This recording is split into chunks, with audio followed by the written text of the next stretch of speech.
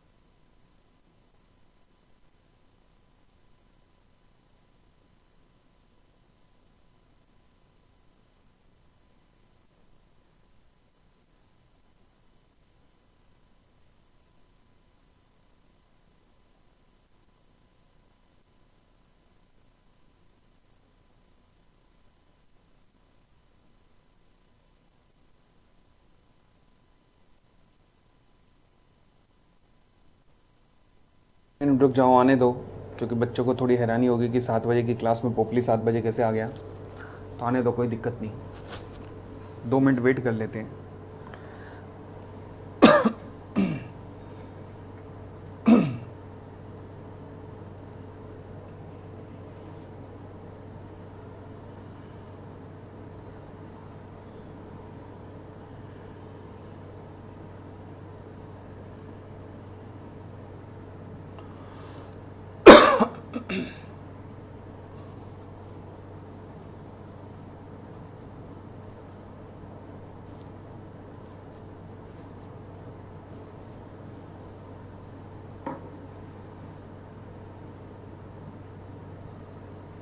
आने दो, 2 मिनट आने दो बच्चों को।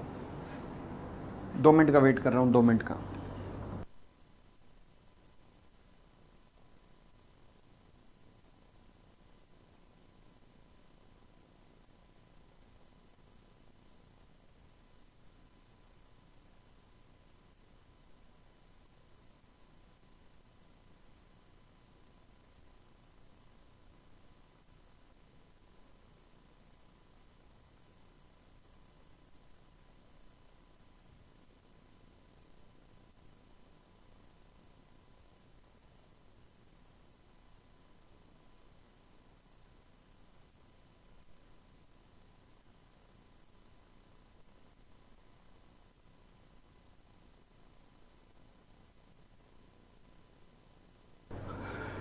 चलो जी।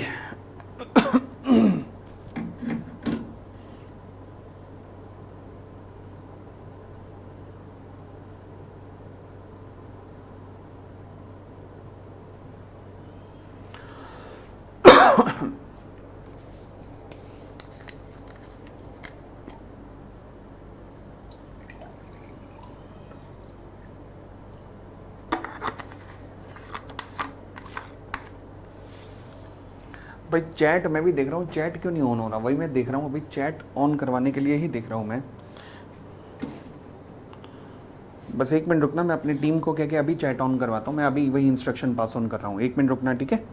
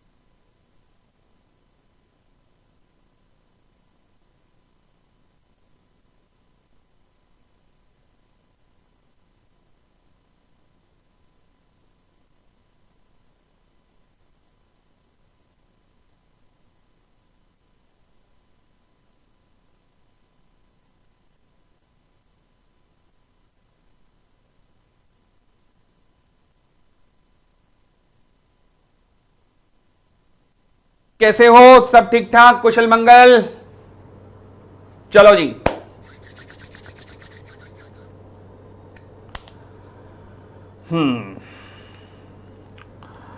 तो कल हमने प्राइवेट लिमिटेड कंपनी और पब्लिक लिमिटेड कंपनी की डेफिनेशन करी थी। आज हम कथा को आगे बढ़ाते हैं और कुछ इंपॉर्टेंट डेफिनेशंस के ऊपर और आते हैं, जिनमें से पहली इंपॉर्टेंट डेफिनेशन है मेरी बॉडी कॉर्पोरेट की। अब ये सारी की सारी इंपॉर्टेंट डेफिनेशंस ही हैं भैया, जो भी हम करने जा रहे हैं, ध्यान रखना। बॉडी कॉर्पोरेट, कई बार ये डेफिनेशन यूज होती है और बॉडी कॉर्पोरेट की, और क्या इस डेफिनेशन को एज इट इज यूज करना है? नहीं, एज इट इज याद नहीं करना, क्योंकि ये जनरल नॉलेज पर्पज से ज्यादा जरूरी है डेफिनेशन बॉडी कॉर्पोरेट की। ठीक हो गई इतनी बात। वैसे अगर मैं बहुत ही सिंपल वर्जन में कहूं तो बॉडी कॉर्पोरेट का मतलब क्या होता है? एक बड़ा विशालकाय सा शब्द है बॉडी कॉर्पोरेट। इसमें कौन कौन आता है? इसमें कंपनी आती है, इसमें कंपनी आती है, प्लस इसमें फॉरेन कंपनी आती है। कौन सी कंपनी? फॉरेन कंपनी आती है। तो इसमें कंपनी आती है, इसमें फॉरेन कंपनी आती है, इसमें स्टेचुटरी कॉरपोरेशंस आते हैं। क्या आते हैं? स्टेचुटरी कॉरपोरेशंस आते हैं। और इसमें एलएलपी आती है। कौन? लिमिटेड लायबिलिटी पार्टनरशिप्स आती हैं। बट इसमें एक चीज़ नहीं आती, वो कौन? Cooperative society.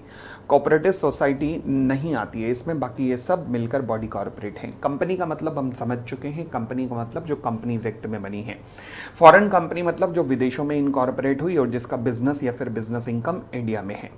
अभी हम पढ़ेंगे उसकी डेफिनेशन। स्टेचुटरी कॉर्पोरेशन का मतलब होता है ऐसा कॉर्पोरेशन जो कि पार्लियामेंट के एक स्पेशल एक्ट के द्वारा बनाया गया। For example institute of chartered accountant of India, for example LIC, ये सब के सब स्टेचुटरी कॉर्पोरेशन है। और एलएलपी माने तो लिमिटेड लायबिलिटी पार्टनरशिप। बेटा टेस्ट की डिटेल में दूंगा आज ही की क्लास में, डोंट वरी, बट फिलहाल प्लीज कंसंट्रेट है, ठीक है।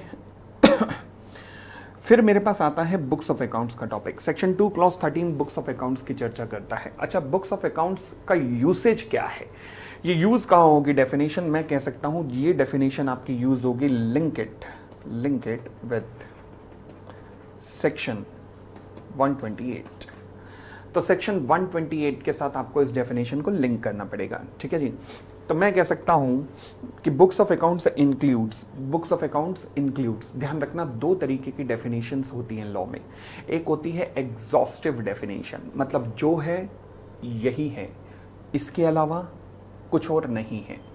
और एक होती है इंक्लूसिव डेफिनेशन, मतलब ये जो है वो तो है, इसके अलावा और भी बहुत कुछ है। जब भी इंक्लूसिव डेफिनेशन आती है तो उसकी शुरुआत हमेशा होती है वर्ड्स इंक्लूड से, और जब भी एग्जॉस्टिव डेफिनेशन आती है तो उसकी शुरुआत हमेशा होती है मीन्स से, मीन्स। तो एग्जॉस्टिव का मतलब जो है बस यही है, इसके अलावा कुछ और नहीं है। इंक्लूसिव डेफिनेशन का मतलब ये तो है, इसके अलावा और भी बहुत कुछ है, ठीक है। तो बुक्स ऑफ अकाउंट्स की अगर मैं चर्चा करूं तो लॉ कहता है कि books of accounts includes the records maintain in respect of, हाँ जी, क्या क्या बनाते हो वैसे कंपनी के फाइनल अकाउंट में आप? क्या मैं कह सकता हूं income, receipt and expenditure books बनाते हो आप, रिसिप्ट एंड एक्सपेंडिचर्स। क्या मैं कह सकता हूं sales and purchases of the goods and services by the company बनाते हो? क्या मैं कह सकता हूं एसेट्स एंड लायबिलिटीज की बुक्स बनाते हो आप? इसके अलावा कुछ मैन्युफैक्चरिंग या सर्विस सेक्टर ऐसे होते हैं जो कि 148 में प्रिस्क्राइब्ड हैं, जो मेरे सिलेबस में नहीं है, बट वहां पर item of the cost prescribe की गई हैं। फॉर एग्जांपल कॉस्ट शीट, कुछ कंपनीज में, दे आर मैन्युफैक्चरिंग कंपनीज और सर्विस सेक्टर कंपनीज, तो उनके लिए क्या मैं कह सकता हूं आइटम ऑफ द कॉस्ट जो कि प्रिस्क्राइब की गई है वो भी इंक्लूड होती है इसमें। यस, तो बुक्स ऑफ अकाउंट्स में इंक्लूड क्या क्या होता है? आंखें बंद करके रिकॉल कीजिए मेरे साथ। पहला रिसिप्ट एंड एक्सपेंडिचर, दूसरा सेल्स एंड परचेज, तीसरा एसेट्स एंड लायबिलिटी, फोर्थ। अगर देखो ये ना रिवीजन चल रही है इस टाइम, अगर इसमें आप आंखें बंद करके मेरे साथ रिकॉल कर पाए डेफिनेशन तो इसका मतलब दिल दिमाग में बस गई डेफिनेशन, और अगर नहीं कर पाए डेफिनेशन मेरे साथ रिकॉल तो फिर उसका भी तरीका है। हर शहर से एक बस हरिद्वार की तरफ जाती है, आपने क्या करना है? कुछ नहीं, मुझे एक मैसेज भेजना है कि सर टिकट बुक करा दो, मैं कराऊंगा। सीधा हरिद्वार बस स्टॉप पे उतरना, गंगाराम की दुकान है, उसको कहना पोपली सर ने भेजा है, बस आगे की कार्यवाही को वो खुद अंजाम देगा, ठीक है ना। गंगा में लगातार डुबकियां लगवाएगा जब तक पाप धुल ना जाए, क्योंकि ये पिछले जन्म के पाप हैं नालायकों, यहां पे ध्यान दो। आगे बढ़ते हैं, तो क्या क्या आता है जरा आप आंखें बंद करके रिकॉल करो, देखो कर सकते हो कि नहीं। रिसिप्ट एंड एक्सपेंडिचर बुक, दूसरा सेल्स एंड परचेज बुक्स, तीसरा assets and liabilities of the company, fourth cost records in case of those companies as specified, यानी कि स्पेसिफाइड कंपनीज के केस में कॉस्ट रिकॉर्ड्स। ठीक हो गई, आगे बढ़ते हैं। लोटा साथ लेके जाना है ना ना ना, वो गंगाराम जी अरेंज करेंगे लोटा, ठीक है ना। बस तुमने ये बोलना पोपली सर ने भेजा, बाकी कार्यवाही को वो खुद अंजाम देंगे। कंट्रोल इंपॉर्टेंट डेफिनेशन है जी कंट्रोल। ये कहां कहां यूज होगा मैं बता देता हूं। रेफरेंस आएगा इसका कंट्रोल का कुछ बड़े बड़े सेक्शनों में, लाइक सेक्शन 2 क्लॉज 87 में इसका सेक्शन आएगा, रेफरेंस आएगा, प्लस सेक्शन 90 में इसका एक रेफरेंस आएगा। कंट्रोल हरिद्वार वाले बच्चे कहां जाएं? वो थोड़ी दूर ऋषिकेश निकल जाएं, चले। द कंट्रोल शैल इंक्लूड्स, वैसे आ रहा हूं मैं Saturday Sunday Haridwar Rishikesh and Dehradun. Control shall includes the right to appoint majority of the directors. तो अगर आपके पास कंपनी के डायरेक्टर्स में से मेजॉरिटी को अपॉइंट करने का अधिकार है, इसका मतलब आपका कंपनी में कंट्रोल है। टू कंट्रोल द मैनेजमेंट और the policy decisions, to control the management और पॉलिसी डिसीजन, यानी कि अगर आप मैनेजमेंट को कंट्रोल करते हो, उसके पॉलिसी, कंपनी के डिसीजन मेकिंग आप करते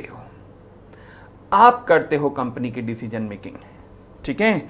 तो यानी कि this is also called control. नहीं अनीश, क्लास वहां से भी हो सकती है, डोंट वरी।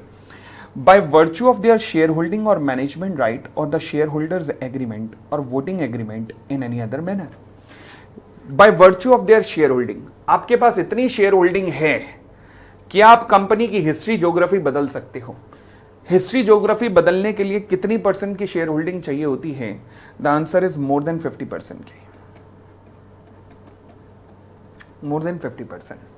तो कंट्रोल की डेफिनेशन को जरा आंखें बंद कीजिए और मेरे साथ रिकॉल कीजिए। कंट्रोल, आपके पास right to appoint the majority of the directors है। दूसरा, आप कंपनी के मैनेजमेंट की पॉलिसीज को कंट्रोल करते हैं। तीसरा, आपके पास इतनी शेयर होल्डिंग है या मैनेजमेंट के राइट्स हैं या फिर शेयर होल्डर के एग्रीमेंट हैं या वोटिंग एग्रीमेंट हैं इन एनी अदर मैनर, जिसका क्रक्स मैंने आपको बताया कि इसका क्रक्स होता है कि आपके पास 50% से ऊपर है।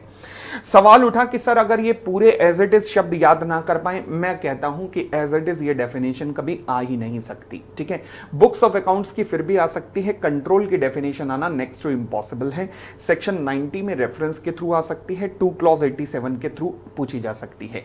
आप चाहो तो ये चीजें लिखते रहना कि कहां पोपली ने इंपॉर्टेंट कहा है, कहां नहीं कहा। और ध्यान रखना, ये बाल जो है पोपली ने ऐसे नहीं उड़वाए, ये अपने एक्सपीरियंस से ही उड़वाए हैं। ठीक है, आगे बढ़ते हैं। एक्सपर्ट, एक्सपर्ट की जरूरत कहां पड़ेगी? एक्सपर्ट की जरूरत कहां पड़ेगी? इसका रेफरेंस मिलेगा जब हम करेंगे सेक्शन नंबर 26। बोलो ना हाँ। चले, सेक्शन नंबर 26, वहां पे जाके इसकी जरूरत पड़ेगी। तो इसलिए आज पढ़ते हैं एक्सपर्ट क्या होता है। लॉ कहता है एक्सपर्ट इंक्लूड एन इंजीनियर, वाह वाह, वैल्यूअर, ये कौन होते हैं? जो वैल्यूएशन करते हैं, किसी भी एसेट्स की वैल्यूएशन करते हैं, दे आर कॉल्ड वैल्यूअर। अच्छा, इसके लिए क्या करना पड़ता है? इसके लिए क्या करना पड़ता है? इसके लिए बेटा पहले चार्टर्ड अकाउंटेंसी क्लियर करनी पड़ती है, उसके बाद कम से कम 3 साल का एक्सपीरियंस लेना पड़ता है, फिर आपको वैल्यूअर बनने का एक सर्टिफिकेट बनता है अगर आप एग्जामिनेशन इसका पास कर लेते हैं। ठीक है ना? तो इंजीनियर भी वैल्यूअर बन सकते हैं, ध्यान रखना। Valuer, chartered accountant, company secretary, cost accountant और any other person has the power to issue a certificate, जिसके पास भी सर्टिफिकेट इशू करने की पावर है। अच्छा, मैं इंसॉल्वेंसी प्रोफेशनल हूं और आप जानते हैं कि इंडिया में टोटल इंसॉल्वेंसी प्रोफेशनल कितने हैं आज के डेट में? केवल 830 ऑफिसर्स हैं हम इंडिया में। क्या हम भी एक्सपर्ट की कैटेगरी में आ सकते हैं?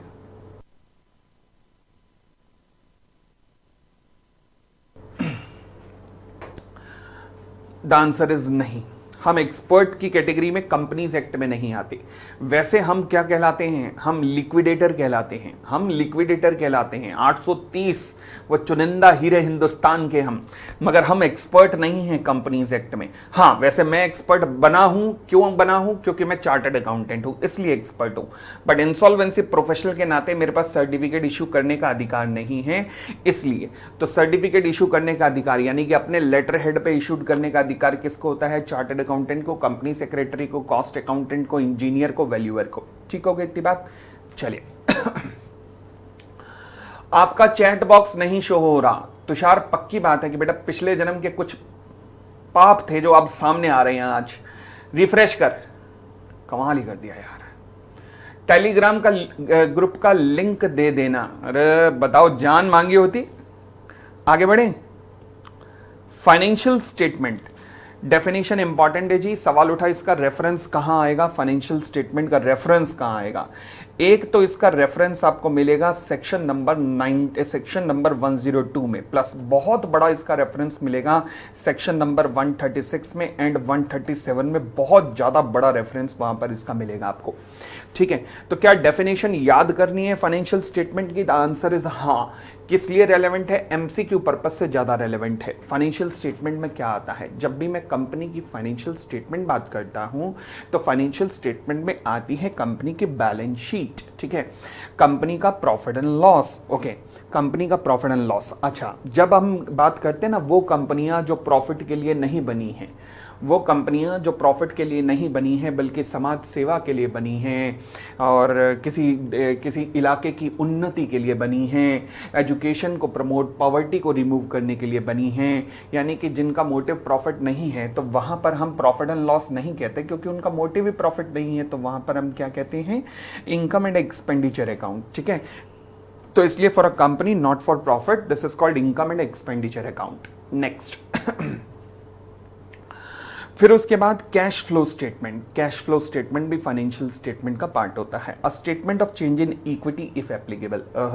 इक्विटी का मतलब, सवाल उठा कंपनी के शेयर होल्डिंग पैटर्न क्या है? Reliance industries 45%, 45% share Mukesh Ambani, 15% shares mutual funds के पास हैं, 10% 20% शेयर्स फॉरेन इंस्टीट्यूशनल इन्वेस्टर्स के पास है, यानी कि फॉरेन शेयर होल्डर हैं, और बाकी के 10-15 शेयर जो बच खुच गए वो किसके पास हैं? General public. This is called equity. Equity pattern क्या है, शेयर होल्डिंग पैटर्न क्या है, तो उसके अंदर अगले साल में क्या कुछ चेंज हुआ है क्या, उसके बारे में बताना है। A statement of change in equity. ठीक हो गई इतनी बात? चले books of accounts financial statement में इंक्लूड हुआ है। तुषार क्या बात कर दी यार, ऐसे थोड़ा ना होता है। बुक्स ऑफ अकाउंट्स अलग चीज है, फाइनेंशियल स्टेटमेंट अलग चीज है। बुक्स ऑफ अकाउंट्स के बेसिस पे फाइनेंशियल स्टेटमेंट बनती है, बट बुक्स ऑफ अकाउंट्स अलग है, फाइनेंशियल स्टेटमेंट अलग है। ठीक है, चले फाइनेंशियल स्टेटमेंट की डेफिनेशन भी आ सकती है, ध्यान रखना। आज शाम की फेमा की क्लास का लिंक बेटा वही है जो टेलीग्राम पे दिया हुआ, जयेश वही है, कोई चेंज नहीं है, वो जो सुबह दे दिया था। ठीक है, प्लीज क्लास ओपन करवा दो, आज की क्लास ओपन करवा दूंगा, जाओ खुश रहो। ठीक है, any explanatory note, any explanatory note का मतलब है जो नोट्स टू अकाउंट्स होते हैं, जो पूरे फाइनेंशियल स्टेटमेंट में नोट्स बनाने के बाद उसके ऊपर कुछ नोट्स, कुछ फाइनेंशियल स्टेटमेंट बनाने के बाद उसके ऊपर कुछ नोट्स टू अकाउंट्स देते हो ना, तो वो भी फाइनेंशियल स्टेटमेंट का पार्ट होते हैं। अब फटाफट आंखें बंद, चलिए रिकॉल करेंगे। 1 2 3 स्टार्ट। सबसे पहले क्या आती है फाइनेंशियल स्टेटमेंट में? Balance sheet. दूसरा प्रॉफिट एंड लॉस, वो कंपनियां जो सेक्शन 8 कंपनियां हैं, यानी कि जो प्रॉफिट के लिए नहीं बनी, इनकम एंड एक्सपेंडिचर। तीसरा statement of change in equity. Fourth cash flow statement. Fifth explanatory note. बोलो ना हाँ। नेक्स्ट, कैश फ्लो स्टेटमेंट की रिक्वायरमेंट नहीं है, पेपर में ये सवाल आ चुका है। कैश फ्लो स्टेटमेंट की रिक्वायरमेंट नहीं है। अगर आप ओपीसी माने तो 1% कंपनी है, या तो स्मॉल कंपनी है, या फिर डॉर्मेंट कंपनी है, या फिर आप private company in the nature of startup है, तो किन 4 कंपनीज को एग्जम्पशन है? पहली एग्जम्पशन 1% कंपनी को है, दूसरी एग्जम्पशन किसको है? स्मॉल कंपनीज को, तीसरी एग्जम्पशन डॉर्मेंट कंपनी को, और fourth exemption private company in the nature of startup. दिमाग में केवल एक सवाल आया होगा कि सर ये अच्छा ओपीसी की डेफिनेशन हम पढ़ेंगे, हमारे सिलेबस में है, स्मॉल कंपनी की डेफिनेशन हम पढ़ेंगे, हमारे सिलेबस में है, डॉर्मेंट कंपनी की डेफिनेशन आपने फाउंडेशन में तो पढ़ी होगी, इंटर में आपके सिलेबस में है नहीं, तो इसलिए मैं इस डेफिनेशन से मजे तो नहीं लूंगा, मगर फिलहाल इतना थोड़ा सा बताना चाहता हूं कि डॉर्मेंट वो कंपनी होती है जो आज के डेट में बिजनेस नहीं कर रही, बट जो फ्यूचर में चल के बिजनेस करेगी। डॉर्मेंट वो कंपनी है जो आज तो बिजनेस नहीं कर रही, जो फ्यूचर में चलकर बिजनेस करेगी, उसे अपन लोग डॉर्मेंट कंपनी कहते हैं, जो फ्यूचर में बिजनेस करेगी। ये रियल एस्टेट सेक्टर में होता है, जैसे डीएलएफ हो गया, यूनिटेक हो गया, पूर्वांकारा बिल्डर हो गए। ये सारे बिल्डर क्या करते हैं ना, पहले लैंड खरीद लेते हैं एक ऐसे इलाके में जहां पे सुनसान सन्नाटा खेती खेत होते हैं, फिर जब तक 4-5 साल तक गवर्नमेंट की स्कीम उस इलाके में आती है, तब तक इनके पास लैंड होती है, फिर इस पे ये प्रोजेक्ट बनाना शुरू कर देते हैं। तो वो जो 3-4 साल तक इनके बैलेंस शीट में लैंड पड़ी रहती है, वो क्या करते हैं, वो एक सेपरेट कंपनी के अंदर ट्रांसफर कर देते हैं, जिसे ये डॉर्मेंट कंपनी कहते हैं। ये रियल एस्टेट कंपनीज का बिजनेस मॉडल होता है। ठीक है, ऑडिट की रिवीजन भी करा दो क्षितिज, मैं कोशिश करूंगा, बट मैं प्रॉमिस अभी नहीं कर पा रहा, कुछ प्रॉमिस अभी नहीं कर पा रहा भाई, मैं कोशिश जरूर करूंगा। ठीक है, आगे exceptions to the private company. अगर हम प्राइवेट कंपनी की बात करें तो क्या उन्हें एक्सेप्शन मिलती है? हाँ, अगर वो स्टार्टअप नेचर की हैं, बट एक्सेप्शन मिलने के लिए शर्त ये है कि वो 137 और 92 के कंप्लाई कर रही हो, यानी कि 137 मतलब उन्होंने फाइनेंशियल स्टेटमेंट सबमिट की हो आरओसी को, और 92 का मतलब उन्होंने एनुअल रिटर्न सबमिट की हो आरओसी को। तो अगर 137 और 92 का कंप्लायंस हुआ है तो फिर मैं प्राइवेट कंपनी को एग्जम्पशन दूंगा, अदरवाइज एग्जम्पशन नहीं दूंगा। ये कौन सी डेफिनेशन है मेरी? फाइनेंशियल स्टेटमेंट की। आंखें बंद करके 30 सेकेंड फटाफट रिकॉल करके देखो, खुद क्लियर है तो मैं आगे बढ़ूं। गाइस प्लीज क्लास का टाइम बता दो। प्रियांशु 7 से 8। बैच की कोई टेंटेटिव डेट है क्या कंप्लीशन की? अंकित मानवा, अभी तो शुरू हुआ यार, पहले ही टेंटेटिव डेट कंप्लीशन की नहीं पता बेटा। जब तक मेरे पांव चलेंगे तब तक ये बैच चलेगा, जब तक है जान जाने जहान मैं नाचूंगा।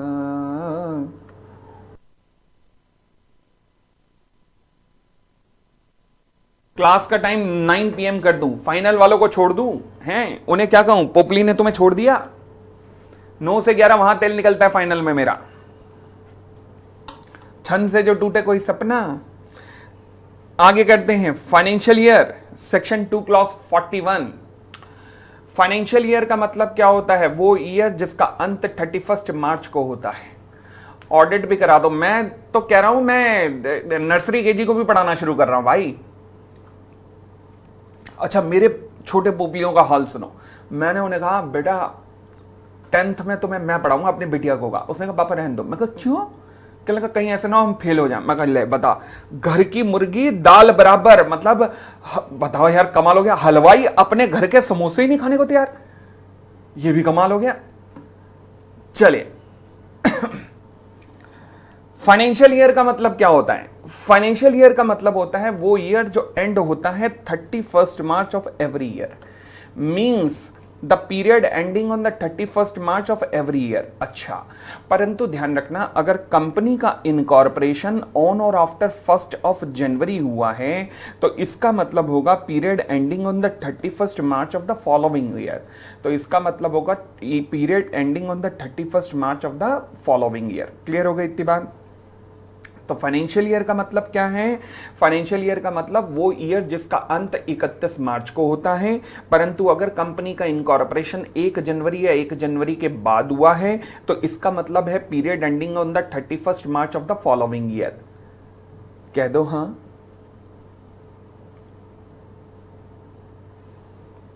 ठीक है जी, चले अब थोड़ा सा पहले इसका मतलब समझते हैं। आइए इसका मतलब समझते हैं फटाफट। फाइनेंशियल ईयर बताइएगा।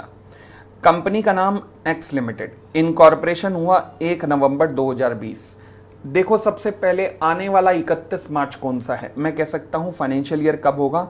31 मार्च 2021। वाई लिमिटेड 7 दिसंबर कब होगा? 31 मार्च 2021। क्लियर हो गई इतनी बात?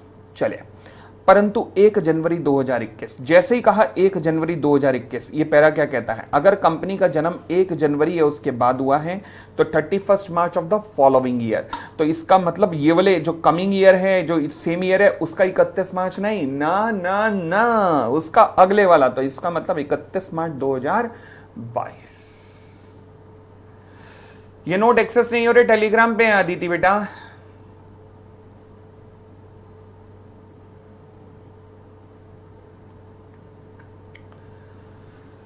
ठीक है, नेक्स्ट पॉइंट, आई लिमिटेड इनकॉर्पोरेटेड कब हुई पता नहीं, मगर मैंने कहा ठीक है नहीं बता रहे तो कोई बात नहीं, मतलब जन्म नहीं पता तो क्या हुआ, फाइनेंशियल ईयर तो बता रहा हूं, हर साल 31 मार्च, हर साल 31 मार्च। हाँ हाँ, एक स्मॉल कंपनी की डेफिनेशन भी डिस्कस करते हैं, आने वाला है ना। फिर आता है जी फ्री रिजर्व्स। फ्री रिजर्व्स जगह जगह यूज होगा ये, एग्जाम में इसकी डेफिनेशन पूछे ऐसी कोई संभावना नहीं, but at least you should know free reserves का मतलब क्या होता है। फ्री रिजर्व्स का मतलब होता है ऐसा रिजर्व जो फ्री है। फ्री है, फ्री फ्री फ्री किस लिए? डिविडेंड बांटने के लिए। यानी कि ये वो रिजर्व है, प्रॉफिट का वो हिस्सा है जिसमें से डिविडेंड बढ़ सकता है। तो free reserves means such reserve which as per the latest audited balance sheet are available for the distribution as dividend. ठीक है जी। रिवैल्यूएशन रिजर्व कभी भी फ्री रिजर्व्स का पार्ट नहीं बनते हैं, नहीं बनते हैं। हाँ जी, रोज 1 घंटा चलेगी। की मैनेजरियल पर्सनल्स क्या होते हैं? की मैनेजरियल पर्सनल्स, अब ध्यान से समझना की मैनेजरियल पर्सनल्स क्या होते हैं। सोचो जी, मेरी कंपनी है जिसका नाम है Popli exports limited. Popli exports limited. जी साजल, फाइनल की क्लास है बेटा, शेड्यूल टाइम पे अपने 9 बजे होगी। हाँ जी, और लिंक वही है जो मैंने फाइनल वालों को शेयर किया हुआ है। मैंने कहा जी कंपनी का नाम है कि पोपली एक्सपोर्ट्स लिमिटेड। यार बैटरी खत्म हो गई, चलो मतलब अभी लाता हूं, मैं चेंज करता हूं।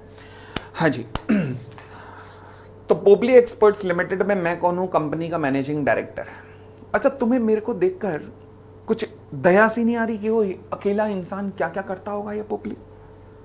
सोचो भाई साहब, पोपली एक्सपोर्ट करती है, पोपली एक्सपोर्ट करती है, मैं ही मैनेजिंग डायरेक्टर, मैं ही फॉरेन एक्सचेंज कमाऊं, मैं ही फॉरेन एक्सचेंज जमा करवाने जाऊं। मतलब जैसे ही आप फॉरेन एक्सचेंज कमाते हो ना, तो ऐसे फॉरेन एक्सचेंज रख नहीं सकते, आपको जमा कराना पड़ता है किसके पास? रिजर्व बैंक ऑफ इंडिया के पास। अच्छा, मैं ही सारे कानूनों का पालन करूं, कंपनीज एक्ट का, सेबी का और फलाने डब के जितने कानून हैं सबका मैं ही पालन करूं? अरे मैं इंसान हूं या चिट्टी हूं या कृष हूं? बात तो ये उठी। तो सवाल उठा, मेरे अलावा भी तो कंपनी में इतनी सारी पोस्ट हैं, तो फिर वो भी तो हो सकती हैं, वो भी तो इंपॉर्टेंट व्यक्ति हो सकते हैं। बोलो ना। हाँ हाँ, कुंदन भैया हैं और भी बहुत सारे हैं, ये वो ये बहुत सारे हैं।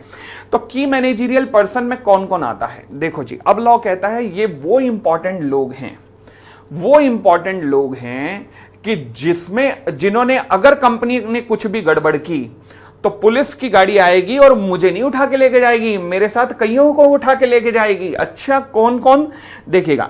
की मैनेजरियल पर्सन में आते हैं कंपनी के सीईओ, क्या नाम है? सीईओ। अच्छा, और आते हैं एमडी, और कौन आते हैं? मैनेजर। ये सब की मैनेजरियल पर्सन होते हैं कंपनी के। चलो मैं एक काम करता हूं, मैं तुम्हें ना बैटरी चेंज करता हूं, इतना एक क्लिपिंग दिखाता हूं कि एमडी और मैनेजर में से कौन बड़ा होता है, फटाफट बताएंगे। राज किशोर कहां गया? अरे राज किशोर अब अपने गांव चला गया यार। हाँ जी। एमडी और मैनेजर में से कौन बड़ा होता है, फटाफट बताओ, इतना मैं जरा बैटरी चेंज कराऊं। ये लो, ये लो, ये रही क्लिपिंग। टें टें टें टें टें टें टें टें टें टें।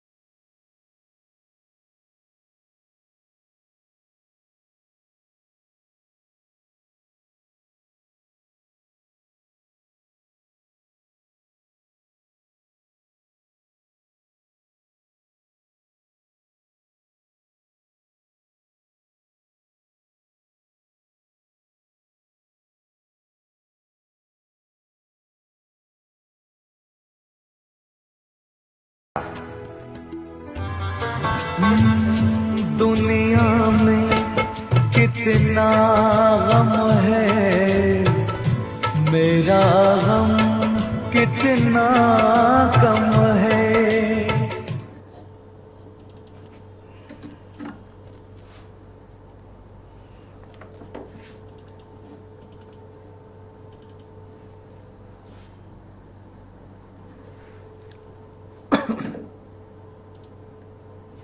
चले, तो मैं वापस आता हूं की मैनेजरियल पर्सन की डेफिनेशन पे। तो की मैनेजरियल पर्सन में कौन आता है जी? की मैनेजरियल पर्सन में आते हैं कंपनी के कुछ इंपॉर्टेंट व्यक्ति। अच्छा, इंपॉर्टेंट व्यक्तियों की कैटेगरी में कौन आता है?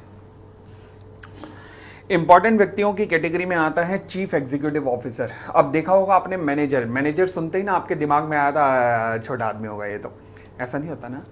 हमने देखा मैनेजर ज़्यादा शक्तिशाली होता है एज़ कम्पेयर टू एमडी। अब मगर क्योंकि हम इंडियंस ने ना नाम बिगाड़ रखे हैं मैनेजर के, फाइनेंस मैनेजर, सेल्स मैनेजर, ये deputy manager, branch manager, operation manager, बेड़ा गर्क कर दिया हमने इस मैनेजर नाम के शब्द का। तो इसलिए इंडियन कल्चर में जो हम वर्ड यूज़ करते हैं that is CEO, chief executive officer. ठीक है, तो chief executive officer is nothing but a manager. ठीक है, और कई बार हम एमडी के लिए भी चीफ एग्जीक्यूटिव ऑफिसर यूज़ कर लेते हैं। तो chief executive officer is a word which has no separate meaning at all. तो चीफ एग्जीक्यूटिव ऑफिसर का मतलब वही है जो कि एमडी और मैनेजर होते हैं। ठीक, आगे कंपनी सेक्रेटरी आते हैं इसमें, की मैनेजरियल पर्सन में कंपनी सेक्रेटरी आते हैं। Next whole time director. Whole time director, अच्छा होल टाइम डायरेक्टर को हम लोग एक और नाम से पुकारते हैं, वो क्या होता है? होल टाइम डायरेक्टर को ही अपन लोग एक और नाम देते हैं, क्या? एग्जीक्यूटिव डायरेक्टर्स भी कहते हैं हम इन्हें। कंपनी में एग्जीक्यूटिव डायरेक्टर हैं ये। इनका मतलब देखो, बड़े धीरे से अगर ये शब्द पुकारोगे तो अपने आप अपना मतलब दे जाता है। होल टाइम डायरेक्टर यानी कि पूरे समय के डायरेक्टर। ठीक है, आगे सीएफओ, चीफ फाइनेंशियल ऑफिसर। क्या मतलब?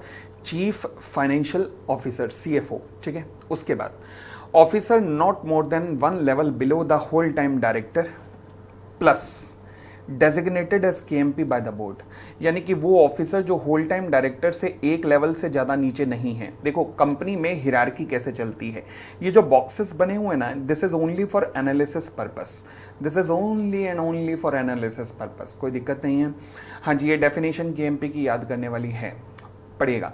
सबसे ऊपर आता है कंपनी का चीफ एग्जीक्यूटिव ऑफिसर जो एक ही होगा, या फिर एमडी या मैनेजर, इन तीनों में से कोई एक होता है।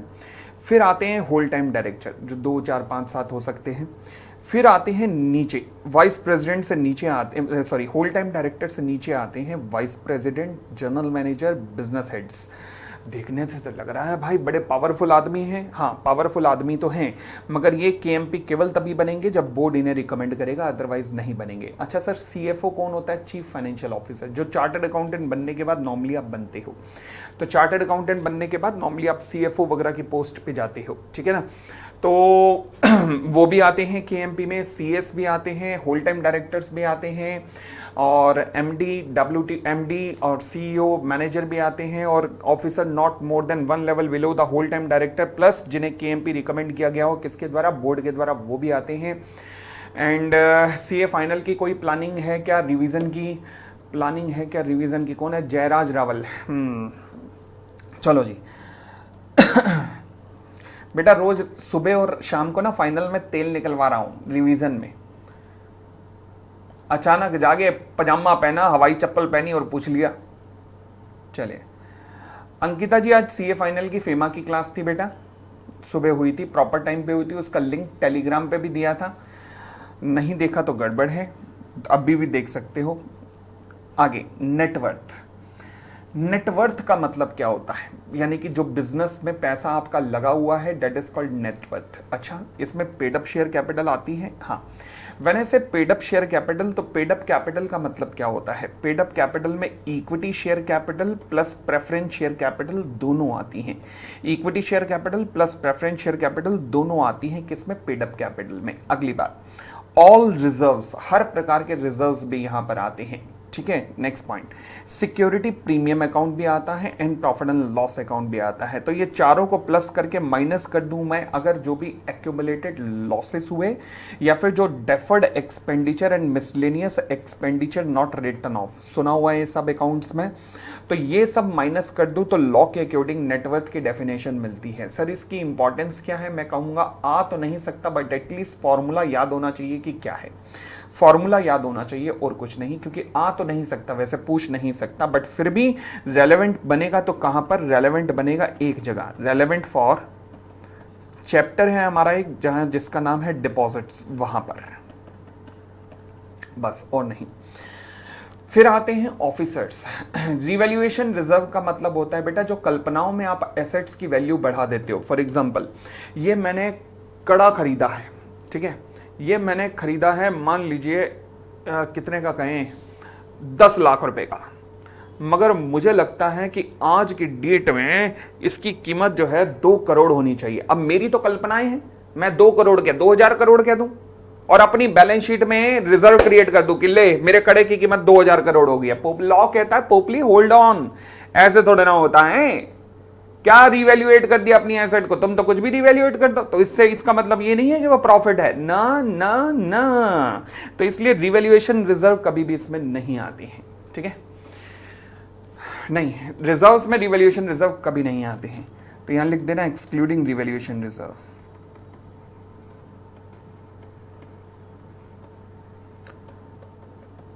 पत्थर के सनम तुझे हमने जी।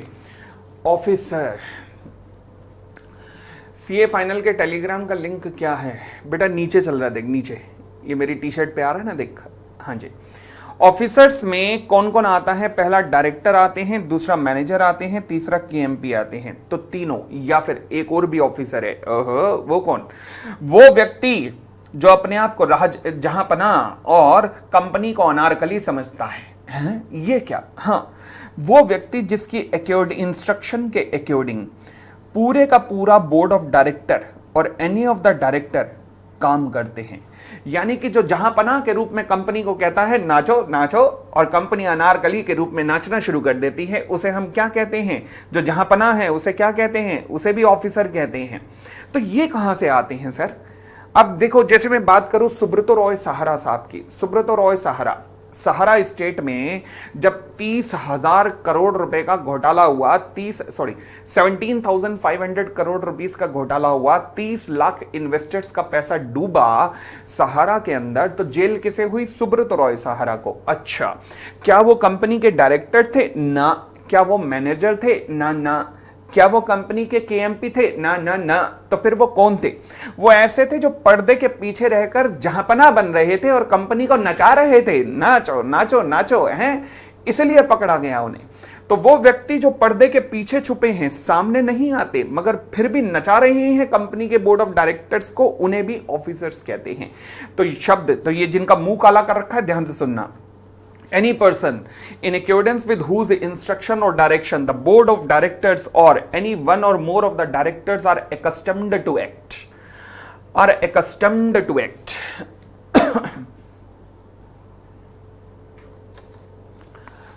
जी अंकित, आगे बढ़े, बोलो ना, हाँ।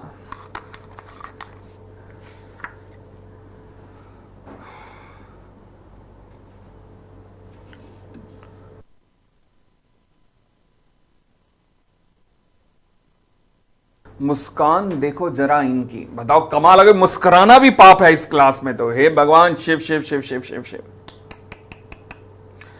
अच्छा, officer in default. Officer in default का मतलब क्या है, देखो ऐसा है कि कंपनी ने गड़बड़ की तो हम इनको लपेटेंगे। अभी प्रमोटर की डेफिनेशन आएगी शिवम, वहां बात करेंगे। फिर इनको आइडेंटिफाई कैसे करेंगे, देखो जी, आइडेंटिफाई करने के लिए इन्वेस्टिगेशन होती है। इन्वेस्टिगेशन में पता लगता है कि अच्छा पर्दे के पीछे ये छुपा हुआ है, निकालो बाहर, इसको निकालो, खोपचे में ले चलो, ठीक है ना। तो वहां से पता लगता है इन्वेस्टिगेशंस में। हाँ, क्लास की टाइमिंग बता दो। अब तो एक ही काम रह गया कि मैं मत्थे पे लिख दूं, बस यही रह गया, वरना तो मैं 3-4 बोल चुका हूं। 7 से 8 क्लास है, यहां पे नहीं कंसंट्रेट करता कोई। आगे वाटर ही है ना बॉटल में, नहीं नहीं नहीं, पानी तो मुझे मना है, डॉक्टर ने मना कर रखा है, मुझे बस वही पीना है। Officer who is in default means any of the following officers of the company namely. हाँ जी, ऑफिसर्स में कौन कौन आते हैं, officer in default, not officer, officer in default. Important definition है, इस बार इस पे क्वेश्चन आया है, और मैं कह सकता हूं इस पे 2-3 बार अगले और भी आ सकता है, क्योंकि इतनी टेक्निकल डेफिनेशन है। तो दिमाग के द्वार पूरे खोल देना।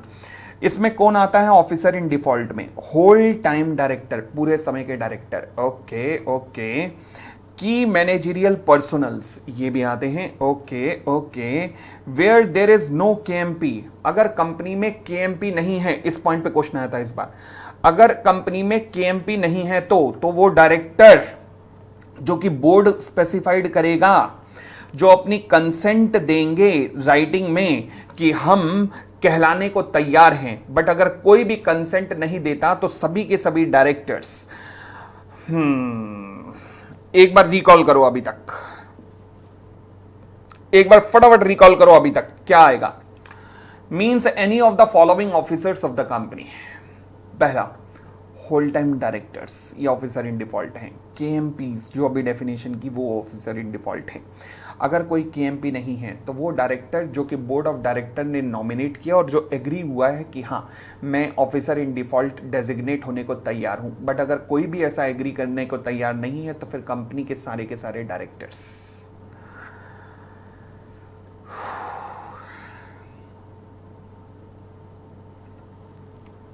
नेक्स्ट पॉइंट, थर्ड हुआ, इनकी नंबरिंग थोड़ी गलत हो रखी है यहां पर, 4th, 5th, 6th, 7th। कई बार मेरा स्टाफ भी ना आंखें बंद करके ही काम करता है। चले, any person who under the immediate authority of the board और KMP चार्ज्ड। अच्छा ये ऊपर रह गया ना KMP वाला, ये वाला एनालिसिस रह गया, ये वाला एनालिसिस। ये क्या कहता है जी, whether company need to have KMP, क्या हर कंपनी में की मैनेजरियल पर्सन की जरूरत होती है? नहीं, हर कंपनी में नहीं होती। ओके, ये किन कंपनीज में होती हैं? ओनली लिस्टेड कंपनीज में या फिर अदर कंपनीज में जिनकी paid up share capital 10 crore या 10 करोड़ से ज्यादा होगी, केवल उन्हीं में KMP चाहिए होता है, हर एक कंपनी में नहीं चाहिए होता। तो या तो आप लिस्टेड कंपनी है तो आप में KMP चाहिए, या फिर अदर कंपनीज जिनकी पेड अप कैपिटल 10 करोड़ या 10 करोड़ से ज्यादा है, वहां पे KMP की जरूरत पड़ती है। क्लियर हो गई इतनी बात? और आगे बढ़ते हैं। 4th, कोई भी वो व्यक्ति जिसने immediate authority of the board और KMP के द्वारा चार्ज लिया है, किस लिए चार्ज लिया है? विद एनी रिस्पॉन्सिबिलिटी इंक्लूडिंग, यानी कि जिसे कि चार्ज मिला है, मतलब रिस्पॉन्सिबिलिटी मिली है किस चीज की? The maintenance distribution of the accounts और रिकॉर्ड्स की। Maintenance comma distribution of the accounts और रिकॉर्ड्स की, यानी कि जो बुक्स ऑफ अकाउंट्स बनाने के लिए रिस्पॉन्सिबल है। सेकेंड, knowingly permit और knowingly fails to take active step to prevent any default। ओहो, यानी कि जिसको ये रिस्पॉन्सिबिलिटी मिली है परंतु जो ये रिस्पॉन्सिबिलिटी नहीं निभा पाया है, मतलब अकाउंट्स डिपार्टमेंट के हेड यानी कि CFO को पकड़ने की कोशिश हुई है, सीनियर अकाउंटेंट को पकड़ने की कोशिश हुई है। सर CFO तो KMP में भी पकड़ा गया होगा, हाँ उसे भी पकड़ा गया होगा, बट अकाउंट्स डिपार्टमेंट के बाकी लोग, सीनियर अकाउंटेंट, चीफ अकाउंटेंट, उन्हें यहां पे पकड़ा गया है। ठीक है ना? चले, KMP में WTD भी आता है, तो फिर इसे यहां पे इंक्लूड क्यों किया, सेपरेटली इंक्लूड क्यों किया? क्योंकि कुछ केसेस होते हैं जहां पर KMP में WTD नहीं आता। एक्चुअल में वो आपके सिलेबस में नहीं है, वो है सेक्शन 203 में। अब मैं थोड़ा हिंट दे देता हूं, अगर किसी भी कंपनी में MD या मैनेजर हैं तो फिर होल टाइम डायरेक्टर KMP में नहीं आते, ठीक है ना? बट आपके लिए रेलेवेंट नहीं है, मैंने तो स्टाइल मार दिया, तो इसलिए लिखा हुआ है यहाँ पर KMP भी लिखा हुआ है और होल टाइम डायरेक्टर अलग से भी लिखा हुआ है। आगे, any person in accordance with the whose advice, direction or instruction the board of director of company is accustomed to act। ओहो, कौन सा रिलेशन है ये? ध्यान रखना, जहां पना और अनारकली, यानी कि वो लोग जो जहां पना बन के कंपनी को आदेश देते हैं नाचो नाचो, और कंपनी नाचने लग जाती है, तथैया। समझ आया? आगे, बट एक्सक्लूड होगा person who gives advice in a professional capacity, जो प्रोफेशनल कैपेसिटी में एडवाइस देते हैं वो एक्सक्लूड हो जाएंगे। Next point, every director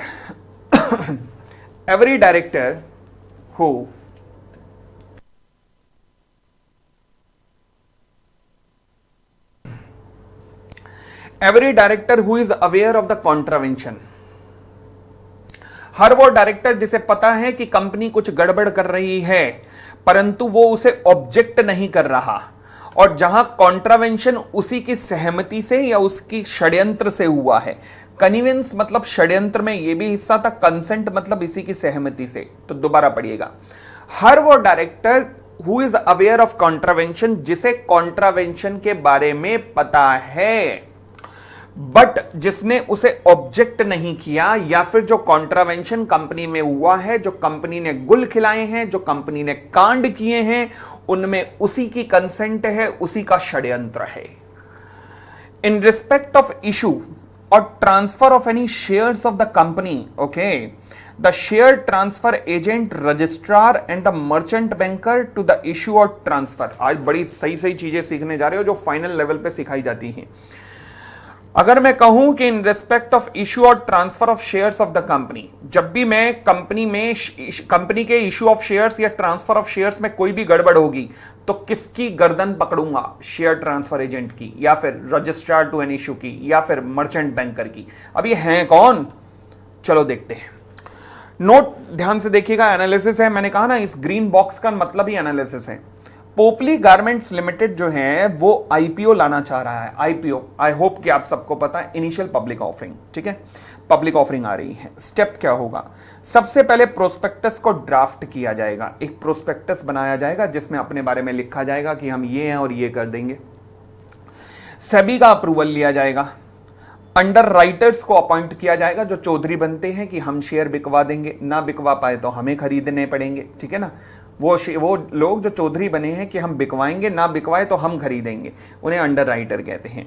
registration with the stock exchange किया जाएगा। ये सारे काम कौन करवाता है? ये सारे काम करवाते हैं मर्चेंट बैंकर्स। बॉम्बे में बैठे हुए बहुत सारी फर्म्स हैं वहां पर, 200-250 लगभग फर्म्स हैं जिन्हें मर्चेंट बैंकर्स का डेजिग्नेशन मिला हुआ है। कहां से? सेबी से। अंडर राइटर बेटा आएगा ज्योति, सेक्शन 40 में आएगा, डोंट वरी, बहुत डेप्थ में करेंगे आगे। फिर उसके बाद अब जब प्रोस्पेक्टस आप पब्लिक के पास लेके जाएंगे तो पब्लिक आपके शेयर्स के लिए एप्लीकेशन देगी और आप पब्लिक को अलॉटमेंट करेंगे। जब आप अलॉटमेंट करेंगे तो एक व्यक्ति आता है जिसे कहते हैं रजिस्ट्रार टू एन इशू। इसका काम होता है कि जिन जिनको अलॉटमेंट हुआ है उन सब की डिटेल्स, यानी कि अलॉटीज की पूरी डिटेल मेंटेन करना, ये किसका काम होता है? रजिस्ट्रार टू एन इशू का।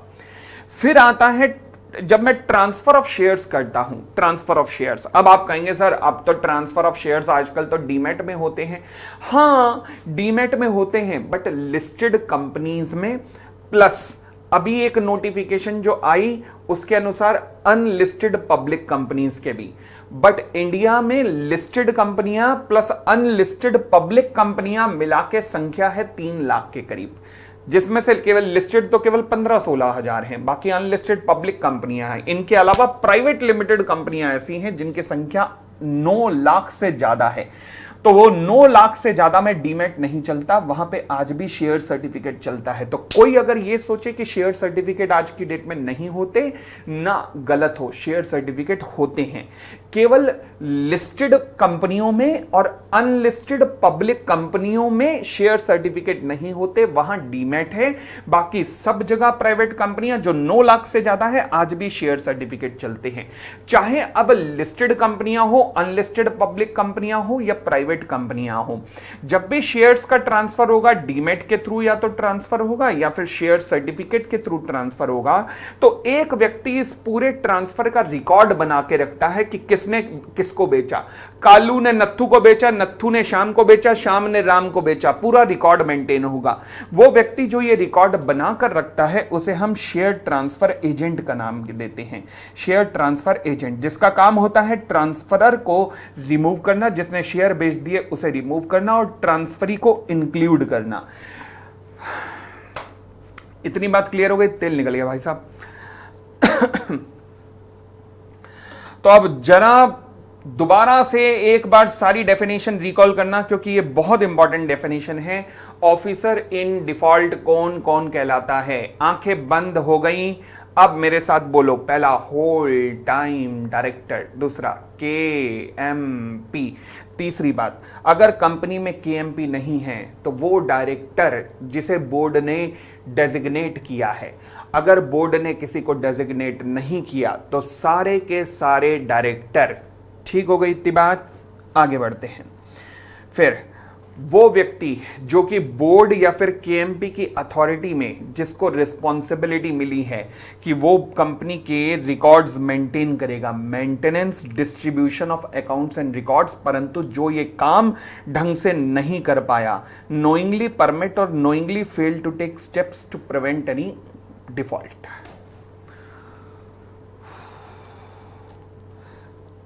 जी कार्तिकेय, मतलब ये इनके पास लाइसेंस होते हैं शेयर ट्रांसफरर के, तो उनमें से किसी को कंपनी ऑप्ट करती है। नेक्स्ट, वो व्यक्ति जो जहांपना है और कंपनी को अपनी इंस्ट्रक्शन देके कंपनी के बोर्ड ऑफ डायरेक्टर्स या डायरेक्टर्स को नचा रहा है। Any person in accordance with whose advice, directions or instruction the board of director is accustomed to act. Accustomed मतलब हैबिचुअल है, केवल वो उसी की इंस्ट्रक्शन सुनेंगे। अनारकली को मैं कहूं कि अनारकली चल डिस्को चले, वो नहीं जाएगी, बट जहांपना कहे कि डिस्को चल तो वो चली जाएगी, बस यही फर्क है। यानी कि अगर बोर्ड ऑफ डायरेक्टर को ये व्यक्ति कहे तो बोर्ड ऑफ डायरेक्टर मानेंगे, मैं कहूं तो नहीं मानेंगे। यानी कि ये इसी की ही इंस्ट्रक्शन को पालन करने के हैबिचुअल हैं या फिर एकस्टम्ड हैं। ठीक है जी। प्लीज टेल लिस्टिंग गेन कैसे डिसाइड होता है। बेटा क्षितिज, यहां पे इन क्लासेस में ये चीजें नहीं डिस्कस कर सकता, उसके लिए पोपली रिपोर्टिंग एजेंसीज जो है ना, वो जो संडे को आती है वो बताएगी। फिलहाल हर वो डायरेक्टर जिसे पता है कि कंपनी में कॉन्ट्रावेंशन हुआ है, जिसे पता है कि कंपनी में कॉन्ट्रावेंशन हो रहा है मगर जो ऑब्जेक्ट नहीं कर रहा, या फिर जिसने कॉन्ट्रावेंशन में अपनी कंसेंट दी है या कन्विंस मतलब षड्यंत्र में पार्टिसिपेट किया है, या अगर मैं कहूं कि अगर मान लीजिए ट्रांसफर ऑफ शेयर्स या फिर इशू ऑफ शेयर्स में कोई डिफॉल्ट हुआ है, कोई गड़बड़ हुई है, तो लायबल कौन होगा? Share transfer agent, merchant banker, या फिर तीसरा बोलो, share transfer agent, registrar to an issue, merchant banker. बोलो डन का मैसेज मिल सकता है। आज हम यहीं तक करेंगे, कल हमारा बेसिक का चैप्टर लगभग खत्म हो जाना चाहिए। पेड अप कैपिटल भी कर लेते हैं। पेड अप कैपिटल का मतलब क्या है? पेड अप कैपिटल का मतलब है जो कि पेड अप कैपिटल के रूप में क्रेडिट हुआ है पैसा, उसे पेड अप कैपिटल कहते हैं। इसमें इक्विटी शेयर कैपिटल भी आती है और प्रेफरेंस शेयर कैपिटल भी आती है। कल हम बेसिक का चैप्टर खत्म कर देंगे। अच्छा, एक और बात ध्यान से सुनना, इस 15 तारीख को, ये शायद फ्राइडे है ना, आज ट्यूसडे, हाँ, इस 15 तारीख को आपका एक टेस्ट होगा, सब्जेक्टिव टेस्ट। जितना ये हो जाएगा 15 तारीख तक, मतलब जर्नल मीटिंग्स पे हम आ जाएंगे, वहां तक का टेस्ट होगा। 15 तारीख से लेकर और फ्राइडे से लेकर संडे इवनिंग तक आप सबके लिए ओपन फॉर ऑल टेस्ट दे रहा हूं। आप लोग सब्जेक्टिव टेस्ट होगा जिसमें आप अपनी राइटिंग स्किल्स चेक कर सकते हो। राइटिंग स्किल्स अपनी चेक कर सकते हो, जिनको अपनी राइटिंग स्किल्स में दिक्कत हो वो चेक कर सकते हो। हाँ जी, क्लास सैटरडे संडे भी होगी। ठीक है जी, थैंक यू। आईपीएल का फाइनल देख बेटा, यहाँ आने की जरूरत नहीं है, मैं भी वेला नहीं हूँ जो मैं यहाँ आके खड़ा होता हूँ। तो आईपीएल का फाइनल देखो, ये क्लास आज ओपन कर रहा हूँ मैं। Thank you, thanks a lot, bye bye, take care, खुश रहो, कल मिलेंगे, बाय बाय।